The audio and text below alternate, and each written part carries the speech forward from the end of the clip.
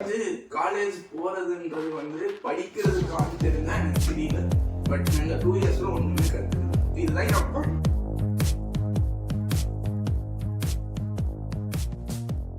Welcome to common code. So இது எங்களோட first podcast. So topic என்னன்னா காலேஜ்க்கு அப்புறம் என்ன, what's after college. So flashback. Hi guys, welcome to common code.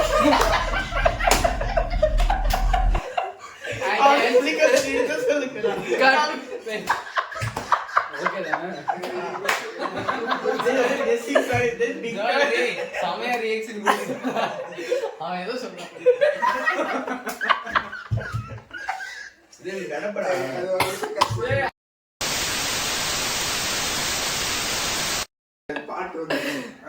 Raghav, Alvin, Richard, Joel. So இன்னைக்கு என்ன ஃபர்ஸ்ட் கொஸ்டின் என்ன ஸ்டார்ட் பண்றோம்னா, இப்போ எல்லாரும் செகண்ட் இயர்ல இருக்கோம், காலேஜ் முடிக்க போறோம். ஸோ இந்த 2 இயர்ஸ்ல என்ன கத்துக்கிட்ட, உனக்கு காலேஜ் யூஸா இருந்துச்சா இல்ல? எனக்கு தெரிஞ்சு காலேஜ் போறதுன்றது படிக்கிறதுக்கான தெரிஞ்சா எனக்கு தெரியல. பட் நாங்கள் 2 இயர்ஸ்ல ஒண்ணுமே கத்துக்கல. இதுதான் என் பாயிண்ட் ஆஃப் வியூ. ஏன் காலேஜ் ஒப்பீனியன்? எனக்கு ஃபர்ஸ்ட் காலேஜ் அடாப்ட் ஆகிறதுக்கே ரொம்ப டைம் ஆச்சு. ஃபர்ஸ்ட் இயர்ல கதறிட்டேன்.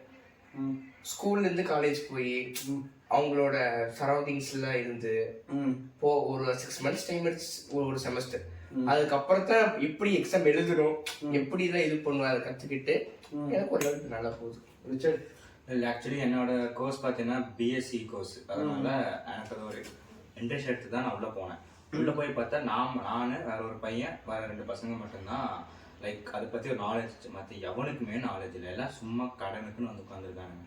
ஃபர்ஸ்ட் இயர் அப்படி போயிடுச்சு. செகண்ட் இயர் அதுக்கு அதை விட சூப்பர். எல்லா சப்ஜெக்ட்லாம் ஃபிசிக்ஸ் எல்லாம், நான் படித்தது ஆர்ட்ஸு, படித்தது ஃபுல்லாக ஃபிசிக்ஸ் உள்ள ஒன்றுமே புரியல. இப்போதைக்கு கொஞ்சம் கொஞ்சமாக இப்போ தான் டெவலப் ஆகிட்டு இருக்கு செகண்ட் இயரில். இதுக்கப்புறம் தேர்ட் இயர் போகுதுன்னு தெரியல. எனக்கு என்னன்னா 12th முடித்தேன், உங்களுக்கே தெரியும். முடித்தோடனே டேரெக்டாக சிஏல போய் உட்காந்தேன், சார்ட்டர்ட் அக்கௌண்டன்ட் பண்ணலான்ட்டு. ஸோ 1 வருஷம் சார்ட்டர்ட் அக்கௌண்ட் பண்ணோன்னே போயிடுச்சு. ஃபஸ்ட்டும் அட்டம்ப்டில் கிளியர் பண்ண முடியல, புட்டுடுச்சு. அதனால பேக்கப் ஒரு காலேஜ் விட்டுமேன்னு சொல்லிட்டு கரஸில் ஒரு காலேஜ் போட்டேன். சைடில் இப்போ சிஏ போயிட்டுருக்கு. இப்போது சிஏ வேஸ்ட்டாக இல்லையானா, சிஏ முடித்தா இதுதான். ஆனால் ஃபஸ்ட்டு அதை கம்ப்ளீட் பண்ணுறதே ஒரு பெரிய ஸ்ட்ரகிள் தான். ஸோ அது எந்த ஏஜில் முடிப்பேன் என்னன்னு தெரியல. அதனால் பேக்கப் ஒரு காலேஜ் இருக்குது, ப்ளஸ் பர்சனலாக வேறு பிளான்ஸ் இருக்குது, அது பார்க்கணும். அப்புறம் நெக்ஸ்ட் என்னென்னா, இப்போது காலேஜ் முடிக்க போகிறோம். இப்போ என்ன இனி ஒரு 6 months 7 months இருக்கும், அதோட காலேஜ் முடிஞ்சவொடனே இப்போ முக்கால்வாசி யார் யாரெல்லாம் பிளேஸ் ஆகுறாங்களோ அவங்களோட சேலரி பார்த்தீங்கன்னா உள்ளே போகும்போது 30K 20K, ஏதாவது டாப் ஒரு 5% 4% பர்சனோட தான் ஒரு மந்த்லி ஒரு 5 lakhs 6 lakhs டேரெக்டாக பிளேஸ் ஆகிற மாதிரி இருக்காங்க. மற்றபடி யார் உள்ளே வந்தாலும் பார்த்தீங்கன்னா 20Kக்கு பிளேஸ் ஆன, மந்த்லி சொல்கிறேன், எல்பிஐ போல் 20Kக்கு பிளேஸ் ஆன 10K 15K அப்படி தான் பிளேஸ் ஆகுறாங்க. அது உங்களோட ஒப்பீனியன் என்ன? நீங்கள் எவ்வளோ சேலரி? நீங்கள் சொல்கிற இந்த 50K per month 1 lakh per month arts காலேஜில் யாருக்குமே ஒழுக்காக வருதில்லை. அப்படி வந்தாலுமே மோஸ்ட்லி எல்லாத்துக்கும் மார்க் பார்க்குறாங்க. இன்னொன்று மார்க்கை வேற முக்கியமானது என்னன்னா, உங்களோட ஸ்பீக்கிங் ஸ்கில்ஸ் உங்களுக்கு பற்றியா மோஸ்ட் ஆஃப் த கம்பெனியில் அதான் பார்க்குறேன். உங்களுக்கு ஒன்றுமே தெரியல கூட நான் அவங்க போய் கற்றுக்கலான்னு கூட விட்டுருவாங்க. ஃபர்ஸ்ட்டு உங்கள் ஸ்பீக்கிங், உங்கள் மேனர்ஸு, நீங்கள் பேசுகிற ஸ்கில்ஸ், அதை தான் மோஸ்ட்டாக பார்க்குறேன். அதுக்கப்புறம் தான் காலேஜ் நீ படிக்கிற எல்லாமே வேஸ்ட். உங்களுக்கு தனியாக என்ன தனிப்பட்ட ஸ்கில்ஸ் இருக்குது, உங்களுக்கு இவ்வளோ ஃப்ரண்ட் ஹேண்ட் பற்றி எவ்வளோ நாலேஜ் இருக்குது, பேக் ஹேண்ட் பற்றி எவ்வளோ நாலேஜ் இருக்குது, இதே தான் மோஸ்ட்டாக பார்ப்பாங்க. நீ காலேஜில் ஒன்றுமே பெருசாக சொல்லி கொடுக்க மாட்டேன். எனக்குலாம் பிசிஏ எடுத்ததுல நமக்கு பிரயோஜனமான இந்த ஆனுவல் கோர்ஸ் மட்டும் தான் காலேஜில் சொல்லிக் கொடுப்பாங்க. ஆனால் பேசிக்ஸ் நம்ம என்ன அடிக்கணும்னு நம்ம அதை அட்வான்ஸ் யோசிச்சோம்னா மோஸ்ட்லி கிடைக்காது. பேசிக்ஸ் மட்டும் சொல்லிக் கொடுத்து விட்டுருவாங்க. அதுக்கு அந்த பேசிக்ஸ் போக தான் நம்ம வீட்டில் உட்காந்து டெய்லியும் ஏதாச்சும் புதுசாக கற்றுக்கிற மாதிரி இருக்கு. எனக்கு தெரிஞ்சு ஒரு ஜாவா, பைத்தான் இந்த மாதிரி ஏதாச்சும் ஒன்று கற்று வச்சுக்கிட்டா நம்மளுக்கு பிளேஸ்மெண்ட்டுக்கு உதவியாக இருக்கும்னு நினைக்கிறேன். ஓகே, ஆனால் யாருக்கும் இப்போது என்ன எக்ஸ்பெக்ட் பண்ணுறீங்க சேலரினா? இப்போ என்னோட side of point of view என்ன தெரியுமா, இப்போ சிஏ முடிக்கிறோன்னா இப்போ பிளேஸ் ஆனாலே ஹையஸ்ட் சேலரிங்கிறாங்க. ஆனால் எனக்கு இது வரைக்கும் ரியாலிட்டியில் தரல. நான் கேட்டவங்க வரைக்கும், நான் கிளாஸில் போய் உட்காரும் போது இது வரைக்கும் அந்த ப்ரீவியஸ் இயரில் நான் படிச்சுட்டு இருக்கும் போது இவ்வளோ பிளேஸ் ஆனோம் அவ்வளோ பிளேஸ் ஆனோம்னு சொல்லியிருக்காங்க. ஆனால் என்னோட பர்சனல் பாயிண்ட் ஆஃப் வியூவில் எப்படி முடிச்சா எவ்வளோ வரும் இது வரும்னு எனக்கு தெரியல. ஸோ எனக்கு இப்போ ஐடியா இல்லை எவ்வளோ இது பண்ணுவோம். ஆனால் எக்ஸ்பெக்ட் பண்ணுறது என்னென்னா, அட்லீஸ்ட் நம்ம 10, 20, 30K வச்சு நம்ம எப்படி யாருனாலையும் அதை வச்சுலாம் லைஃப் லீட் பண்ண முடியாது. நீங்கள் காலேஜில் கட்டின ஃபீஸே அதை விட தாண்டி இருக்கும். அதோட அதுக்கான ரிட்டர்ன் ஆஃப் இன்வெஸ்ட்மெண்ட் மாதிரி ROI இருக்குமானா எனக்கு தெரிஞ்சு டவுட்டாக தான் இருக்கும். இப்போ பேசிக்காக ஸ்டார்டிங் கொடுக்குற எல்லா கம்பெனி பார்த்தீங்கன்னா 15 அதோட அந்த PF எல்லாம் போக உனக்கு கையில் ஒரு 30 நிற்கும். அதுக்கப்புறம் நீ இப்போ படிப்படியாக உன்னோட ஸ்கில்ஸ் காமிச்சு மேலே மேலே வருது. நம்ம இதுக்கு தான் இருக்குது. ஐடியை பொறுத்த வரைக்கும் வேறவே. Suppose top skill and speaking language ஸ்டார்டிங்கே இன்ஃபோசிஸ் அதாவது பெரிய கம்பெனியில் கிடைச்சா ஒரு 8 lakhs per annum. லக்கில் கிடைச்சா ஒரு 65,000 வரும் நினைக்கிறேன் per month. சரியே தெரியல, அப்படி போகும். ஆனா நீ எப்படி ஐடி பண்ணணுமே உங்க க்ரோ அப் வந்து ரொம்ப ஈஸியா இருக்கும். 3 yearsக்குள்ளேயே நீ வந்து ஒரு 80K கூட சம்பாதிக்கலாம் உங்களுக்கு டேலண்ட் இருந்தா. அதே மாதிரி ஐடியை பொறுத்த வரைக்கும் ஒரே கம்பெனியில் ஒட்டிட்டு போகவே முடியாது. அப்ப போனீங்கன்னா தண்ட கேஸ், அது ஒன்றுமே பண்ண முடியாது. இன்னொன்று டாமினேஷன் நிறைய இருக்கும். ஏன்னா உன்னோட சீனியர் ஸ்டாஃப் இருப்பாங்க, சீனியர் ஹெட்டர் இருப்பாங்க, ரொம்ப டாமினேஷன் கொடுப்பாங்க. சரி, அதெல்லாம் விடு. இப்போ போய் பிளேஸ் ஆகணும்னா உங்களோட எக்ஸ்பெக்டேஷன் சேலரி எவ்வளோ? 30K 20K இப்போ காமனாக அவங்க பிளேஸ் ஆகிறத விட்டுரு. உனக்கு ஒரு எக்ஸ்பெக்டேஷன் இருக்குல்ல, இது இருந்துச்சுன்னா என் லைஃப் ஓகேடா, இது டேரெக்டாக இவ்வளோ போய் பிளேஸ் ஆனால் எனக்கு டேரெக்டாக போகிறது கஷ்டம் தான். சொன்னேன்ல 15 அது நான் பேசுகிறேன். உன்னோட எக்ஸ்பெக்டேஷன் எனக்கு ஒரு 50 கிடைச்சா okay.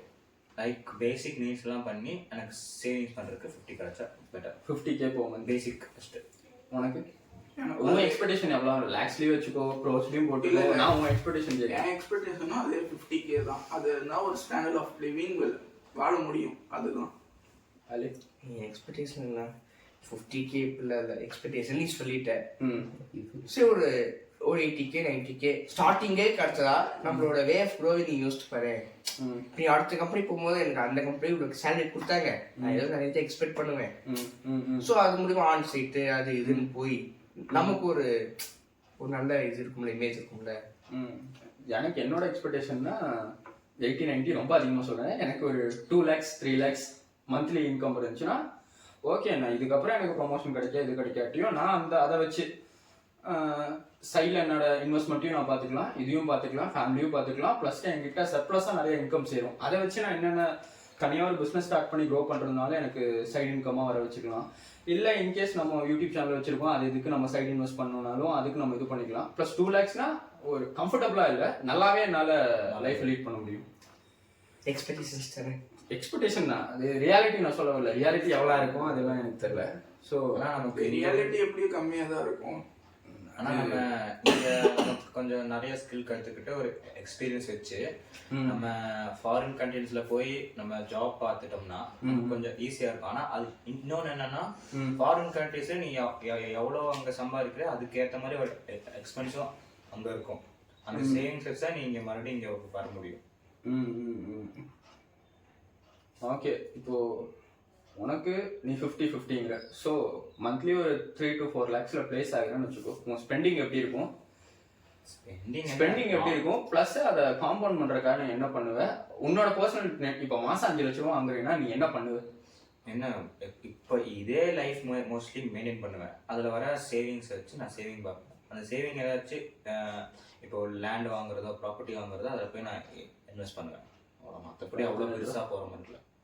Way of living change ஆகுது. நார்மலாக இருந்தால் ஆனால் எனக்கு செட் ஆகிடுச்சு. நார்மலாக இருக்கேன். இதை நமக்கு தேவை மணி. நமக்கு இதே மாதிரி நார்மலாக இருந்து நமக்கு பேக்ரவுண்ட் சப்போர்ட்னு ஒரு இருக்குது. இப்போ சேவிங்ஸ் இருக்குது, ஏதாச்சும் ப்ராப்ளம் இஷ்யூஸ். சேவிங்ஸ்னா எந்தெந்த வே ஆஃப் சேவிங்ஸில் என்ன இன்சூரன்ஸ், அப்புறம் பேங்க்ல டெபாசிட் பண்ணாவே நமக்கு ஆட்டோமேட்டிக்காக நமக்கு. சரி, இப்போ அதான் பேங்க்ல டெபாசிட் பண்ண இன்ஃப்ளேஷனே பீட் பண்ணாதுங்கிறாங்களே, அப்போ அதில் டெபாசிட் பண்ணி என்ன பண்ணுவேன்? இப்போ பேங்க்ல டெபாசிட் பண்ணா 6 to 7% கிடைக்குதுங்கிறாங்க. இன்ஃப்ளேஷனு இப்போ நம்மளோட கண்ட்ரியில் பார்த்தீங்கன்னா 8 to 7% அப்படியே மேலே கீழே போயிட்டு வந்துட்டு இருக்கு. நீ பேங்க்ல இது பண்ணா 6 to 7%. அதுவும் நீ சீனியர் சிட்டிசனா இருந்தால் தான் உனக்கு 7% வரும். அதை வச்சு உன்னால இன்ஃப்ளேஷனே பீட் பண்ண பண்ணாம நான் அதை லைக் எப்பவும் போல பேங்க்ல வைக்கிற மாதிரி வச்சா போதும்ல. இல்லடா, நீ சும்மா பேங்க்ல வச்சாலே இன்ஃப்ளேஷனுக்கு அது கரைஞ்சிட்டு போயிடும்டா. இப்போ அடுத்த வருஷம் உன்னால ஒரு ப்ராப்பர்ட்டி வாங்கி போற மாதிரி பார்க்கணும். Property land property. ஓகே, அது உன்னோட ஒப்பீனியன். உன்னோட கண்டிப்பா வேர் லிவிங் சேஞ்ச் ஆகாம இருக்கிறது. அதை நான் ஒத்துக்கிறேன். இப்போ நம்ம கிட்ட 10 ரூபா இருந்தாலும் அந்த 10 ரூபாய்க்கு தகுந்த ஒரு இது. இப்போ எனக்கு ஒரு மாசம் 3 லட்ச ரூபா கிடைக்குன்னா அதுக்கேற்ற மாதிரி ஒரு இப்போ எனக்கு என்ன ஒரு 50K கிடைக்குன்னா நான் பஸ்ல போவேன் வேலைக்கு.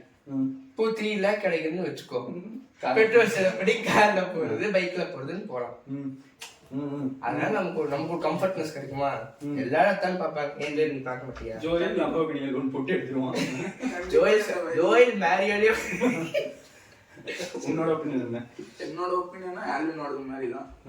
ஸ்டாண்டர்ட் ஆஃப் லிவிங் கண்டிப்பா மாறும். அதுக்கேற்றபடி செலவு பண்றதுதான். அதுக்கேற்றபடி செலவு 2 பேர் பண்ணுவாங்க. தேவையில்லாத செலவு இருக்காது. இன்வெஸ்ட்மெண்ட்ஸ் கொஞ்சம் ஷேர் வாங்குறது இந்த மாதிரி கொஞ்சம் பண்ணிட்டு நம்ம என்ன வாழணுமோ அதுக்காக செலவு.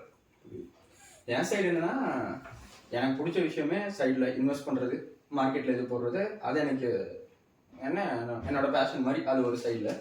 ஸோ இப்போ 2 lakhs 3 lakh ஒரு சேலரி இருக்குன்னா, ஸோ இன்வெஸ்டிங்க்குன்னு தனியாக எடுத்து வச்சுருவேன். அட்லீஸ்ட் ரொம்ப பெரிய இதில் ரிட்டர்ன் இல்லைனாலும் அட்லீஸ்ட் ஒரு இன்ஃப்ளேஷனை பீட் பண்ணுற மாதிரி இதை வச்சுட்டு அதுக்கப்புறம் நீங்கள் சொல்கிற மாதிரி தான் அதே ஸ்டாண்டர்ட் ஆஃப் லிவிங்லாம் இருக்க முடியாது. இப்போ என்ன 50,000 ரூபாய்க்கு வந்துட்டு இருக்குன்னா 50,000 ரூபாய்க்கு இது பண்ண முடியாது. எதுக்கு சேர்த்து வைப்போனா என்னோட மீன்ஸ் இன்னும் எக்ஸ்பேண்ட் பண்ணேன்.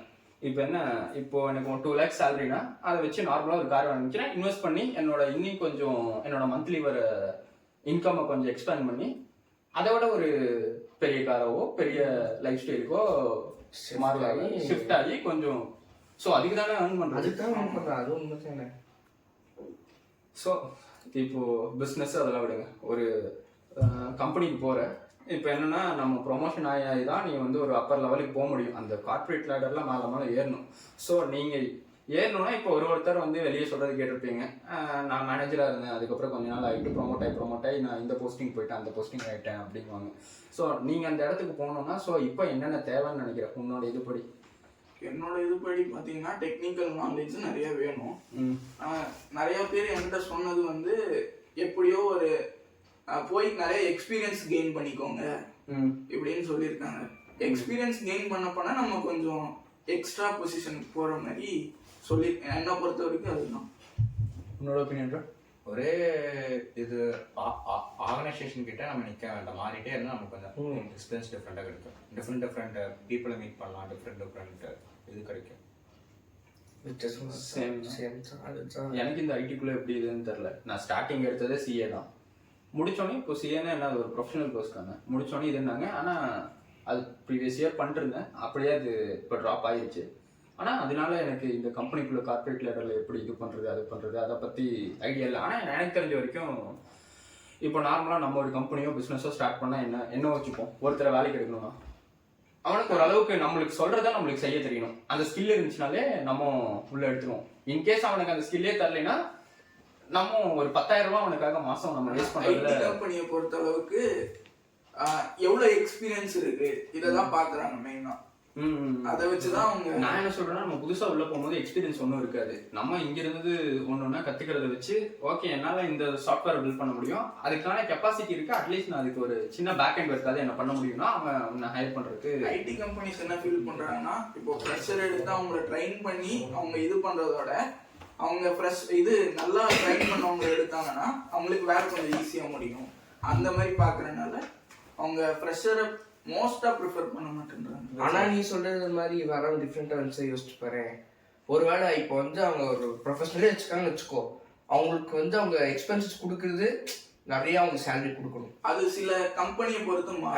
அப்போ மோஸ்ட் ஆஃப் த கம்பெனிஸ் நான் ஏன் ஸ்டார்ட் பண்ணிட்டேன்னா, அவங்க மோஸ்ட் ஆஃப் ஃப்ரெஷர்ஸ் எடுத்துட்டு ஒரு 40+ ஏஜ் இருக்காங்க, நல்ல ட்ரெயின் ஆனவங்க, நிறைய சேலரி வாங்குற மேபி வேலையை விட்டு கொடுக்க பாசிபிலிட்டிஸ் இருக்குல்ல. ஒன்று என்ன சொல்றேன்னா, ஏற்கனவே ஒர்க் பண்ண ஒரு 40+ ஒர்க் பண்ணிருக்கவங்களுக்கு அதிகமாக சேலரி கொடுத்துட்டு இருப்பாங்க. அதனால அவங்களுக்கு ஒரு 60K 70K per month வாங்கிட்டு இருக்காங்கன்னா, ஒரு ஃப்ரெஷர்ஸ் ஒரு 20K எடுத்துட்டு அவங்களை ட்ரெயின் பண்ணி நடக்கும். அப்படியும் நடக்க பாசிபிலிட்டிஸ் இருக்கு, இப்படியும் நடக்க பாசிபிலிட்டிஸ். ஃப்ரெஷருக்கு வந்து இப்போ எக்ஸ்பீரியன்ஸ் இல்லைன்னு சொல்ல முடியாது, லைக் ஒரு எக்ஸ்பீரியன்ஸ் மாதிரி வேணா இருக்கு. ஆனா மோஸ்ட் ஆஃப் பீப்புள் வந்து ஃப்ரெஷர்ஸ் தான் சூஸ் பண்ணுவாங்க. ஏன்னா இப்போ வந்து அவங்க தான் வந்து இப்போ இருக்க டெக்னாலஜி அவங்க தான் படிச்சுட்டு வராங்க. இப்போ நீ ஃபர்ஸ்ட்லாம் பார்த்துக்கோ, எங்க மேம்லாம் படிக்கும்போது லினக்ஸ் கொடுத்தா இருந்துச்சு. ஆனா இப்போ நாங்கள் படிக்கிற லினக்ஸும் சேர்த்து படிக்கிறோம்ல, இப்போ அவங்களோட நமக்கு லினக்ஸ் கொஞ்சம் நல்லா தெரியும்ல. ஓகே, கரெக்ட் தானே? ஸோ ஸோ மோஸ்ட் ஆஃப் ஃப்ரெஷர்ஸுக்கு நிறைய பாசிபிலிட்டிஸ் இருக்குது.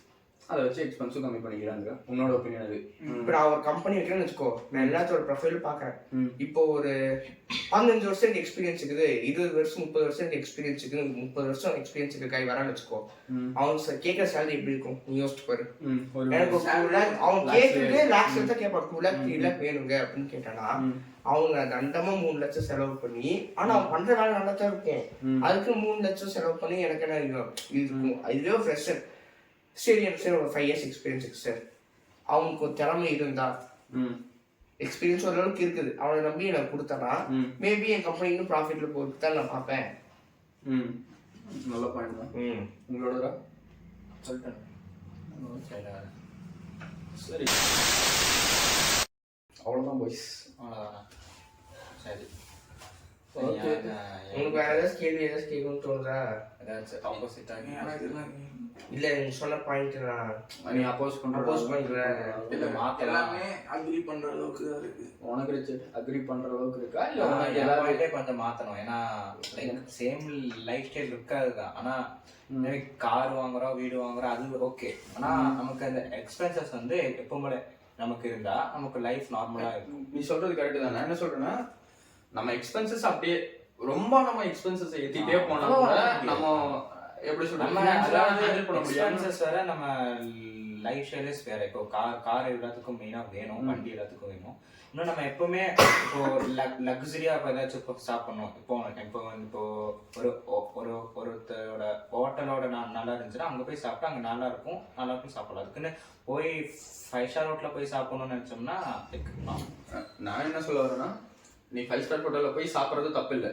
நான் என்னன்னா உன்னோட இன்கம் ஒரு 100% ஏறுதுன்னு வச்சுக்கோவே, 20% எக்ஸ்பென்ஸ் ஏற்றிக்கலாம். திருப்பி அடுத்த டைம் ஒரு 100% இன்கம் ஏற்றும் போது திருப்பி 20% ஏற்ற அப்போ நீ அந்த 5 star ஹோட்டல்ல சாப்பிட்றது உனக்கு அது ஒரு பொருட்டாவே தெரியாம உன்னோட சேலரி இருக்கும் பத்தி அப்போ போய் சொல்றான். இப்போ 5 star ஹோட்டல்ல போய் நான் சாப்பிட்டா என்னோட 80% இன்கம் வந்து ஒரு டிசைருக்காக ஒரு சந்தோஷத்துக்காக ஒரே நாள்ல போகுதுன்னா அது ஒரு தப்பான ஃபினான்ஷியல் டிசிஷன் சொல்லுவேன். ஆனா நம்ம 100% சேலரி ஏறிட்டே இருக்கு, நீ 20% உன் எக்ஸ்பென்சஸ் ஏத்துற அப்படிங்கும் போது உனக்கு பிரச்சனை இல்லை. நீ 5 star ஹோட்டலே போனாலும் ஓகே இது என்னோட ஒரு நாளோட இன்கம் இல்ல என்னோட 1 hour இன்கம் நீ கொடுத்தீங்கன்னா உனக்கு பெருசா உள்ள வழி தெரியாது. தேவையில்லாம செலவு பண்ணாம தேவைக்குன்னு செலவு பண்ணி இது பண்ணா போதும். அத்தியாவசிய செலவு பண்ணா போதும். இப்ப அம்பானிக்கு பிரைவேட் ஜெட்டை வாங்கினா அவனுக்கு இத்தனோண்டு தான். ஆனா ஒரு பர்சன் ஒரு சும்மா சொல்றேன் பிரைவேட் ஜெட் வாங்கினா மந்த்லி ஒரு 1 crore சம்பாதிச்சிருக்கான்னு வச்சுக்கோவே, அவன் போய் அவன் லோன் எடுத்தோ இது பண்ணியோ அவன் போய் பிரைவேட் ஜெட் வாங்கினானா அவனுக்கு ஃபினான்ஷியலா உள்ள லாக் ஆகிறதுக்கு ஒரு 90% ப்ராபபிலிட்டி இருக்கு. ஸோ இதே அவன் சேலரியோ ஒரு சும்மா சொல்ற எக்ஸாம்பிளுக்கு தான் ஒரு 300 கோடி 500 கோடினா அவன் ஒரு பிரைவேட் ஜெட்ல குட்டியாவது ஒரு 40 crores 50 crores இன்வெஸ்ட் பண்றான்னா அது அவனுக்கு ஒரு பெரிய இதாவே தெரியாதுங்க. நீங்க எல்லாமே சொல்லிட்டேங்க, எதுவும் இல்லை. ஸோ கைஸ் அவ்வளோதான். லாஸ்ட் என்ன பண்ணிட்டீங்க? ஓகே சைன் ஆஃப் பண்ணிடுங்க. ஸோ எப்படி சைன் ஆஃப் பண்றது அதுதான் கேள்வி. இப்படி என்ன பண்ணலாம்?